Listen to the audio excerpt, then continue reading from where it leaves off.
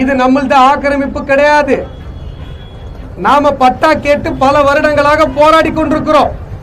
நம்முடைய நிலத்திற்கு பக்கத்துல கல்குவாரி அமைச்சு சொரண்டி அந்த கல்லை விக்கிறவனுக்கு நீ பட்டா போட்டு கொடுத்துருக்கிற. ஆனா விவசாய பெருங்குடி மகனான எனக்கு நீ பட்டா கொடுக்கல. கடுமையா உழைச்சி என்னுடைய முந்திரி மரங்களை விளைவிக்கிற எனக்கு நீ பட்டா கொடுக்கல. ஆனா கல்குவாரிக்காரனுக்கு பட்டா கொடுத்துருக்கிற. இந்த தேர்தலில் எனக்கு பட்டா கொடுப்பேன்னு வாக்குறுதி கொடுத்து நீ எலெக்ஷன்ல நீ ஜெயிச்ச. ஆனா எனக்கு பட்டா கொடுக்கல. ஆனால் இந்த நிலம் அனுபவத்தின் அடிப்படையில் 200 வருடங்களாக எங்களுக்கு சொந்தம். நாங்கள் உழைத்து இந்த மண்ணை பொன்னாக்கி இருக்கிறோம்.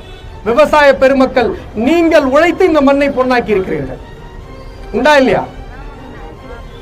ஒரு ஆக்கிரமிப்பாளர்களை அகற்ற வேண்டும் என்று சொன்னால் கூட அரசாங்கம் ஒரு நோட்டீஸ் கொடுக்கும்.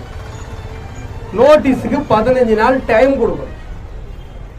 நம்ம கிட்ட விளக்கம் கேட்கணும். நாங்கள் உங்கள் நிலத்தை அரசு எடுத்துக்கொள்ள போகிறோம். இந்த இடத்துல இருந்து நீங்க காலி பண்ணணும். உங்களுக்கு ஏதேனும் எதிர்ப்பு இருந்தால் எங்களிடம் தெரிவியுங்கள் என்று சொல்லணும்.